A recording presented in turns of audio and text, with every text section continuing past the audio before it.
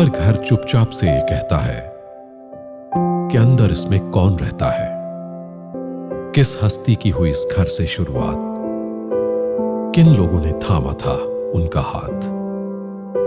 सुनते हैं सितारों की जुबानी उस घर की अनोखी कहानी, क्योंकि हर घर कुछ कहता है।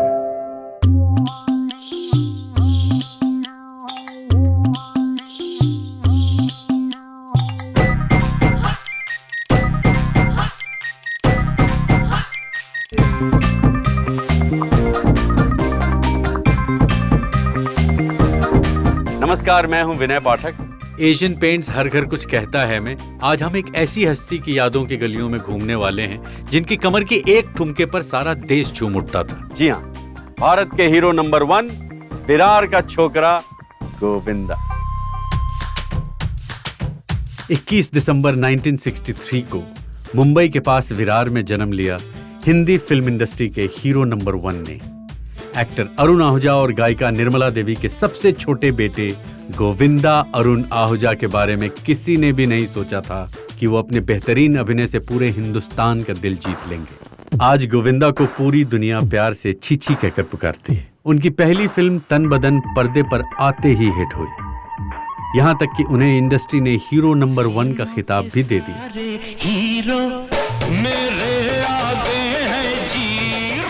इस डांसिंग सुपरस्टार की शोहरत का सफर किस घर से शुरू हुआ, हम जानेंगे आज के इस सफर में। विरार में ऐसा कहा जाता है कि हर यात्रा के शुरुआत से पहले जीवदानी माता के मंदिर में माथा टेको तो यात्रा जरूर सफल होती है। गोविंदा आज बहुत सालों के बाद अपने घर वापस लौट रहे हैं और उन्होंने अपने इस सफर की शुरुआत जीवदानी मंदिर से ही की।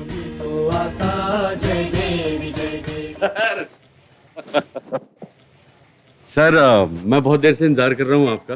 5 मिनट में खबर जंगल में आग की तरह फैल गई है। विरार और आप एक दूसरे के पर्याय हो गए। मतलब विरार का नाम कोई भी लेता है तो बिना आपका उल्लेख किए विरार का कुछ मायने ही नहीं है। सच ये है कि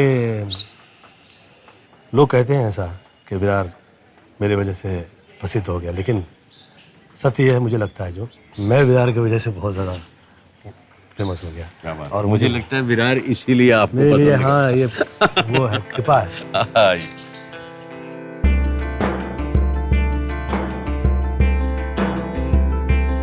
यहाँ पे बहुत हम लोग हंसे, बहुत आपको enjoy देख के किया। लगता है कि आप इन गलियों में बहुत बार आए गए हैं। चीची भैया, आपके पिता अरुण जी फिल्मों में एक्टर थे, फिर विरार से आपका रिश्ता कैसे जुड़ा?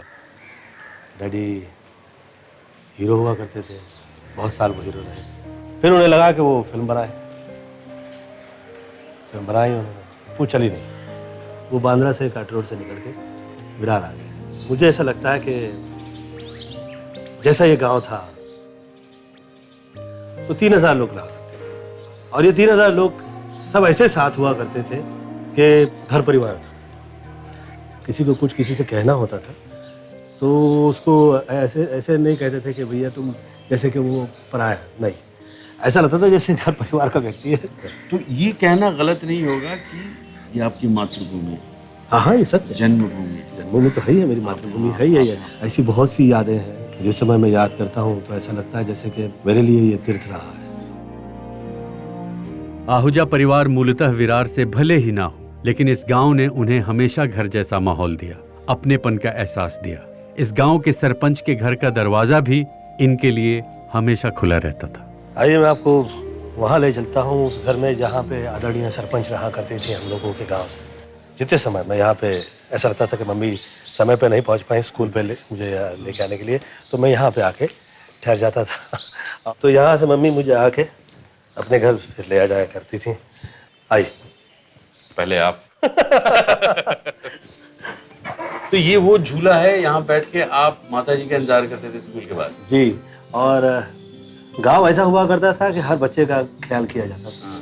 हर बच्चा जो है खास महसूस किया। यहाँ सब घर परिवार है और सब प्रेम से बंधे हुए।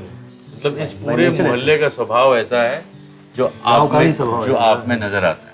ये वही घर है जहां बाहर झूले पर बैठकर बचपन में चिच्ची कभी अपनी माँ का इंतजार किया करते थे। और आज इनकी जिंदगी के कुछ खास लम्हे इनका इंतजार कर रही हैं।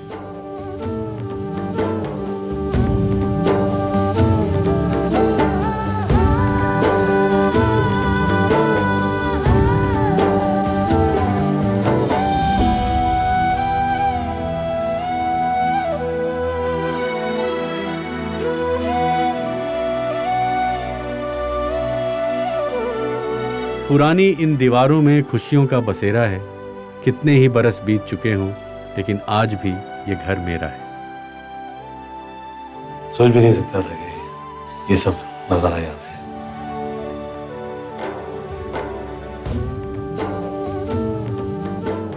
ये वो बंगला है जहाँ पे कांटे रोड पे ये हम लोगों का हुआ करता ये था। अभी भी है वहाँ? ये है, उसको प्रभुता नाम से। मम्मी कहती थी कि चीची मैं यहाँ से तो बहुत दुखी होकर निकली थी, तो मुझे ऐसा लगा कि मैं वहाँ से मैं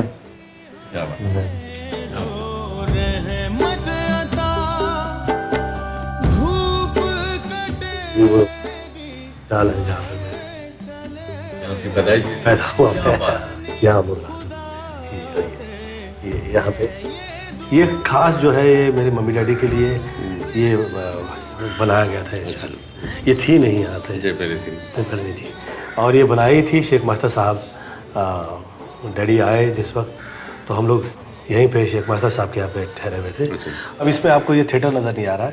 ये यहाँ से यहाँ पे थिएटर हुआ करता था इस तरफ, एंड इसके इधर कयूम की व्यायामशाला हुआ करती थी। अच्छा, इस तरह। हाँ, सब वो याद आ रहा है जो यहाँ पे हुआ करता था। ये याद आ रहा है। ये कब की फोटो है? ये कीर्ति भैया है, ये मैं हूँ, काम नहीं है। उसमें देख के ऐसा लग रहा है कि आपको खींच के लाया गया है। आप फोटो खिंचवाना नहीं चाहते थे और कह रहे कि भाई आजा, भाई फोटोग्राफर आया है, आजा। और मुझे लग रहा है कीर्ति मैंने पकड़ा हुआ है कि नहीं, फोटो खिंचा के ही जाना। गोविंदा ने विरार को कई सालों पहले भले ही छोड़ दिया हो, लेकिन यहाँ के लोगों ने उन्हें कभी नहीं छोड़ा। जब भी यहाँ पे आया, आप बताते हैं हमेशा स्नेह मिला, तो इतना मोहब्बत भरा इलाका क्यों छोड़ दिया आपने? हर चीज़ अच्छे के लिए छोड़, तो अच्छे के लिए यहाँ से मैं निकला। तकलीफ तो थी ना। मैंने डैडी को देखा था कि डैडी ने बहुत साल स्ट्रगल किया, उन्हें काम नहीं मिला। तो मेरे लिए यही इम्पोर्टेंट था कि मुझे काम मिले।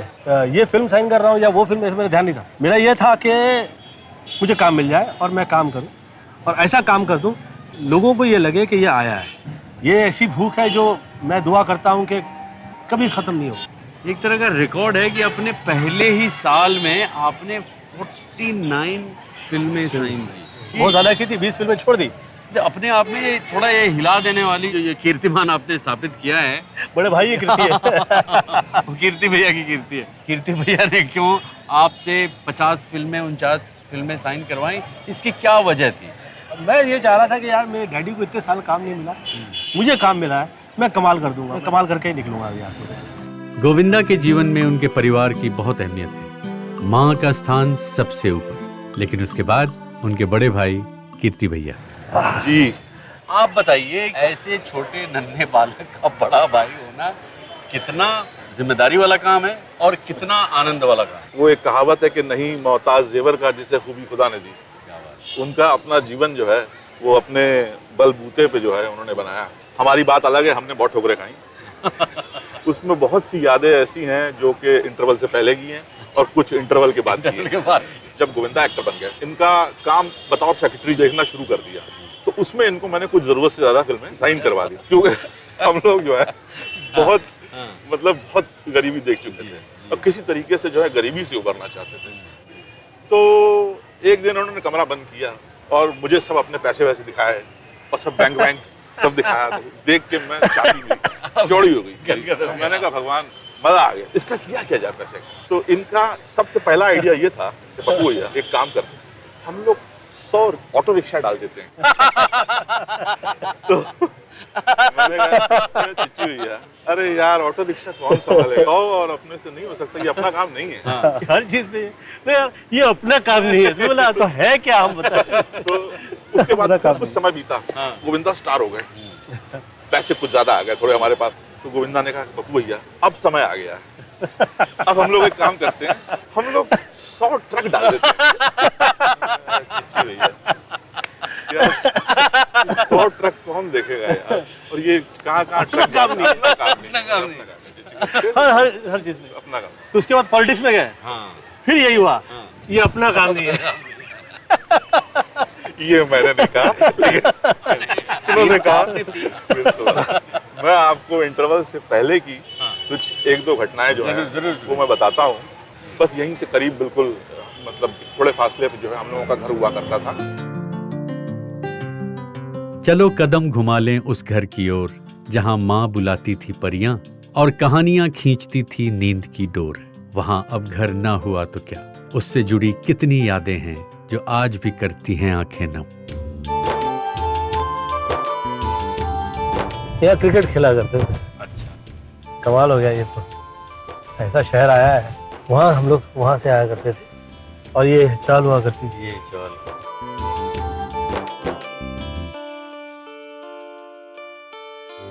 गोविंदा का जीवन अपने आप में एक मिसाल है। इनका गांव इनकी पहचान का अटूट हिस्सा है। इससे ये जाहिर होता है कि वो अपने जड़ों से कितनी गहराई से जुड़े हैं। जीवदानी मंदिर से सरपंच के घर, फिर वहां से अपनी चौल तक गोविंदा कुछ नहीं भूले।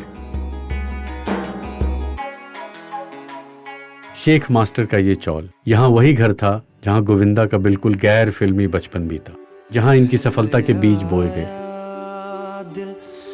मजबूर क्या कीजिए। ऊंचा किधर है?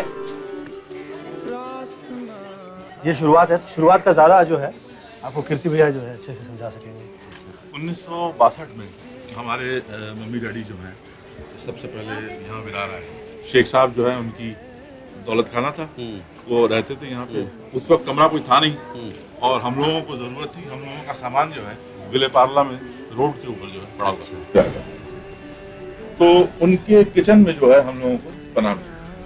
उस दौरान उन्होंने जो है हम लोगों को पीछे एक छोटी सी इमारत खड़ी कर दी, हम लोगों के लिए 4 कमरे बनवा दिए। एक व्यायामशाला जो है यहाँ हुआ करती थी पिछले, वो कयूम जो उनके बेटे थे उन्होंने एक व्यायामशाला बनाई थी। वो जो मैं राजा बाबू में जो मैं कैरेक्टर जो है मैं कर रहा था, जो खासकर जो चाल चली है ये तो वो कयूम सेट है। यही जो है हम लोग के फादर मदर की एक नई जिंदगी जो है शुरू हुई यहाँ पे आने के बाद।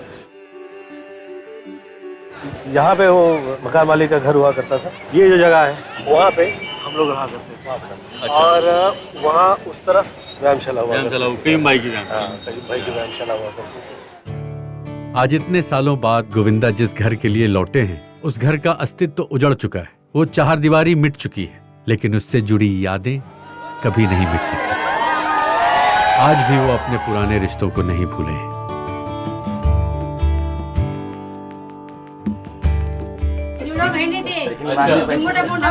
हम लोग क्या बोलते थे?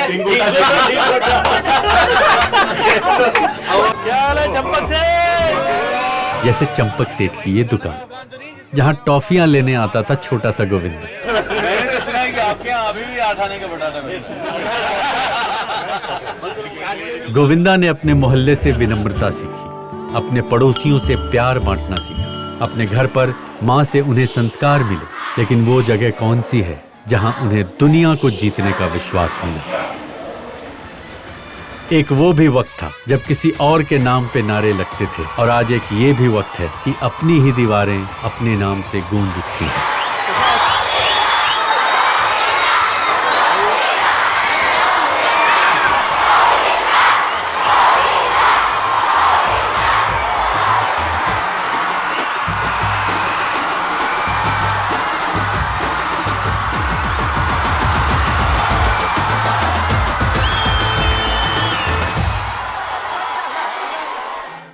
ये वही अध्यापक हैं जिन्होंने नन्हे गोविंदा के अंदर बनती बड़ी शख्सियत को पहचाना और उसे उभारा। आज आदरणीय सावे जी हैं, जो मैं गीत गा रहा था तो मैं तैयार नहीं था। मैं कह रहा था कि मैं नहीं गीत गाऊंगा, तू गा सकता है, तू आर्टिस्ट हो सकता है, तू ये कर सकता है। मैं ये जानना चाहता हूँ कि बचपन में इनके आंसर शीट में एक्सप्रेशन इतना अच्छा होता था, उधर से सिर हिल रहा है कुछ, ये बताइए। ये तारीफ करते समय मैं याद ये तो इतने चुलबुले थे ना कि एक जगह एक मिनट भी आराम से बैठे ऐसा कभी हम लोगों ने देखा नहीं देखा। तो मैं एक क्लास टीचर था। अच्छा। मेरा इंग्लिश सब्जेक्ट था, मैं इंग्लिश में बात कर रहा तो मेरे आवाज की इसने बराबर नकल की। मैं बहुत डर गया, मुझे लगा टेबल कि के पास punishment बुलाया, करें। इनको बोला अंग्रेजी में मैं आपसे बात कर रहा हूँ और आप मेरे आवाज की नकल कर रहे हैं, तो हंसने लगा। मुझे लगा कि इनके स्माइल में जादू है, ये लड़का आगे स्टेज पे जाएगा। मैं इनको पहले ही दिन आशीर्वाद दिया। ये शुरू से कह रहे थे, ये शुरू से कह रहे थे कि ये एक्टर है, और मुझे ऐसा लगता था कि मैं कैसे, क्या हो जाएगा, ऐसे कैसे हो जाएगा, ऐसा होता है। ये बताइए, अब ये इतने बड़े कलाकार, इतने बड़े सुपरस्टार हो गए हैं और आप लोग तो रोज देखते होंगे इनको। अब तो आप लोगों के लिए और मुश्किल होता होगा, क्योंकि आपके स्कूल के सारे बच्चे बनना चाहते होंगे गोविंदा, है ना?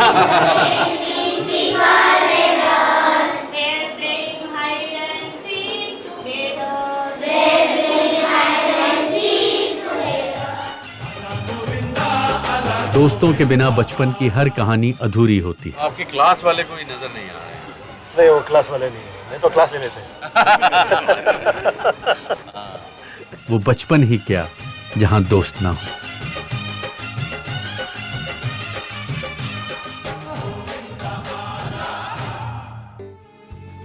गोविंदा अपने घर लौटे, अपने गांव लौटे, और उनके इस सफर में हमने उनके अतीत में झांककर उन लम्हों को महसूस किया जो गोविंदा की जिंदगी का अटूट हिस्सा रही है। चाहे वो सरपंच जी का घर हो, या शेख मास्टर का चौल, या फिर उनका अपना स्कूल।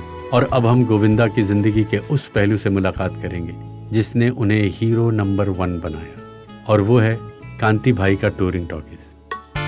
गोविंदा की शख्सियत पर 2 चीजों का सबसे अधिक प्रभाव पड़ा, कयूम भाई की व्यायामशाला और टूरिंग टॉकीज। टूरिंग टॉकीज यानी चलता फिरता सिनेमा, ना कोई थिएटर, ना कोई स्क्रीन, बस एक छत के नीचे कपड़े पर प्रोजेक्शन करके फिल्में देखना। और इसी तरह से गोविंदा ने ना जाने कितनी ही फिल्में देखी। टूरिंग टॉकीज जहाँ पे आप सिनेमा देखते हुए पहले बड़े, तो उसको देख के लगता है कि ये कभी भी कॉन्क्रीट परमानेंट ये सेटअप नहीं है। नहीं, कभी नहीं। बारिश के दिनों में हमेशा बंद रहा करते थे, और तेज हवा आ जाए तो छपरे उड़ जाया करते थे। फिल्म नहीं देख सकते थे आप, और अंधेरा नहीं हो पा रहा है तो आप फिर देख ही नहीं सकते थे। उसके लिए रात ढलना जरूरी है।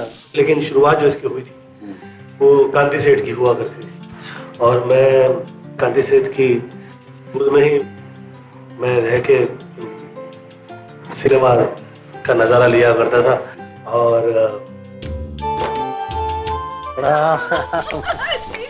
मधुबेन, टूरिंग टॉकीज के चालक स्वर्गीय कांति भाई की पत्नी, उन दिनों को याद करके आज भी गर्व महसूस करती है, जब उनके पति की गोद में बैठकर देखी हुई फिल्मों से गोविंदा को फिल्मों में काम करने की प्रेरणा मिली। पूरा थिएटर भरा हुआ रहता है, लास्ट रो रहती है ना, उसमें लास्ट में अंकल बैठते थे, तो ये पूरा ऐसा घूम के लास्ट में जाके गोदी में बैठ जाता था।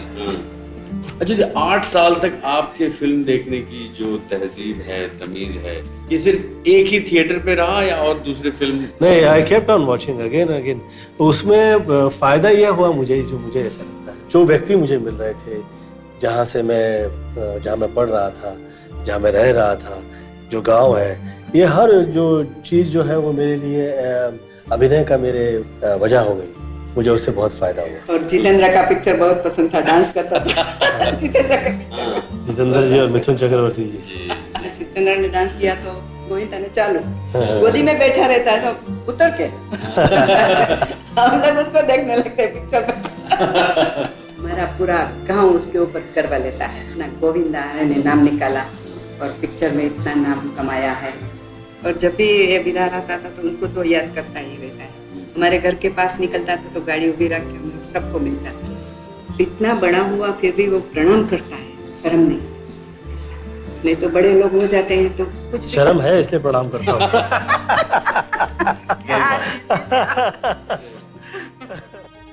गोविंदा भले ही बचपन में मिथुन और जितेंद्र की डांस की नकल किया करते थे, लेकिन आज हर बच्चा गोविंदा जैसा डांस करना चाहता है।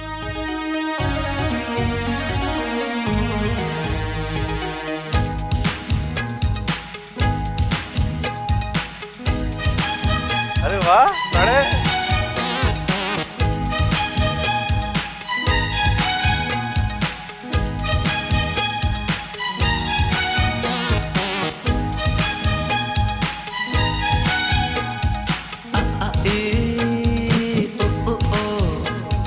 मेरा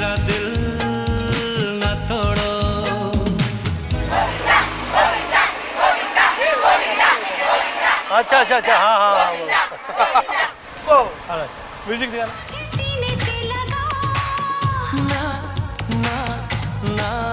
गोरिया चुराना मेरा जिया, गोरिया चुराना मेरा जिया। हुस्न है सुहाना, इश्क है दीवाना, रूप का खजाना। गोविंदा असंभव को संभव करने का जीता जागता उदाहरण है, अथक परिश्रम की मिसाल हैं और तमाम लोगों के लिए ये प्रेरणा है कि घर कितना भी छोटा क्यों ना हो, अगर हौसले बुलंद हो और जज्बे बड़े तो कोई भी काम मुश्किल नहीं होता। एशियन पेंट्स हर घर कुछ कहता है मैं विनय पाठक अगले हफ्ते एक और घर की रुमानियत को लेकर हाजिर होऊंगा। तब तक के लिए अलविदा। ये थी इनके घर की कहानी। लॉग ऑन करें asianpaints.com/घर पे और हमें बताएं अपने घर की कहानी। आप जीत सकते हैं एशियन पेंट्स की तरफ से एक्साइटिंग प्राइजेस।